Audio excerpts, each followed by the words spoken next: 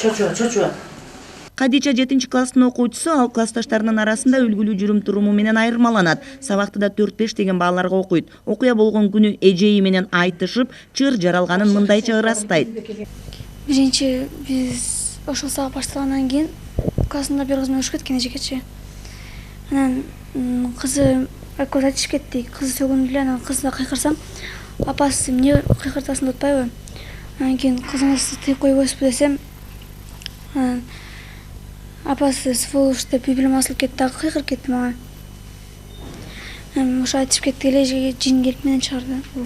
6 баланын энеси Шайыргүл айымда кызынын мындай окуяга туш болгонун кошунасынан уккан. Ал күнү ыйлаган, көздөрү шишип, сабактан келген кызынан эне кабатырланган. Өмүрлүк жолдошу биринчи топтогу майып. Андыктан үй түйүшүгү менен алаксып, ал күнү окуянын чоо жайын сураштырган эмес. Эртеси күнү социалдык тармактарга жайылган видеону көрүп калат.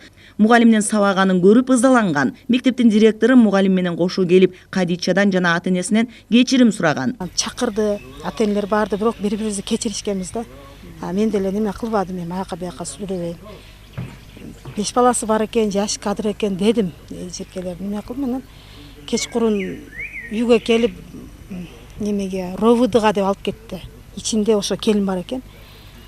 Ровддан кетип 10га чейин отурдук да ал жакта. Анан мен ал жакка баргандан кийин неме деп жаздым. Доом жок депчи. Жазгандан кийин анан неме келетканда кызым ооруп калды да, чындап баягы кусуп неме болуп. Анан доктурга алып келип жаткызышка вынужден болдум да. Атак мен жаткызбайм деп атканмын. Себеп баягы элдер атайлап жаткызып койду деген сөз болбосун деп. Кадича, силерге эмне болду? Азыр эле Асеманы баспадык беле. Сага эмне болду десем, ал кыз ошол жерден эле мага ответ берип кетти. Кызыңыз мага тийишип атат. Кызыңызды кой деңиз, кызыңызды басып алыңыз деген мындай аябай токтобой толтура сөздөр болуп кетти. Ал тууралуу экинчи видеодон да чыгыптыр. Ошентип мен ордумда отурам, кыйлага чейин айтышып конфликтке бардык. Ошол убакта мен ачуум келип кетти, аябай ачуум келип, сабакка киргенден баштап эле балдар менен конфликтке барып, аябай көптөп балдар мындай ызы-чуу болуп кеткен үчүн өзүмдү кармай албай барып кызды уруп салдым. Мугалим менен окуучунун ортосундагы мамиле буга чейин жакшы болчу. Мугалимдин кызы да ушул класста билим алат. Тирешүү классташ кыздардын ортосундагы пикир келишпестиктен улам жаралган. Окуучу каяша сүйлөгөн негизинде мугалим эмоцияга алып барып окуучуну сабап салган. Анан бул окуянын негизинде мугалим менен сүйлөшүп, мен мынчалык деңгээлде урганын билген эмесмин.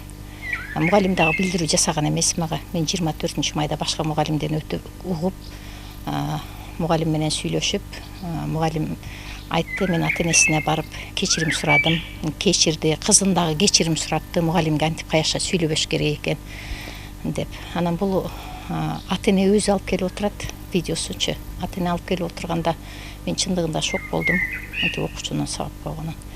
Анан эскертүү эмес, окуучуну ушунчалык деңгээлде токмоктогон койгондугуна байланыштуу статьянын негизинде 381 статьянын 2 бөлүмү боюнча ушул окуучуга ур токмок көргөзгөндүгүнө байланыштуу жумуштан четтетилди бүгүнкү күндө мугалим.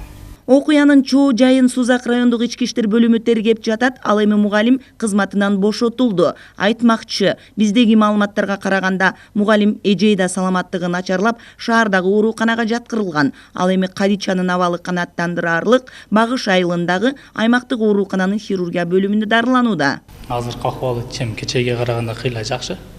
Пока ошо лечениясын алып турат и диагнозу полный такталып элек.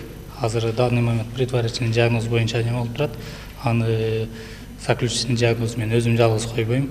Невропатолог, окулист, лор ошолордун немеси менен совместно ошолор менен карап коюлат.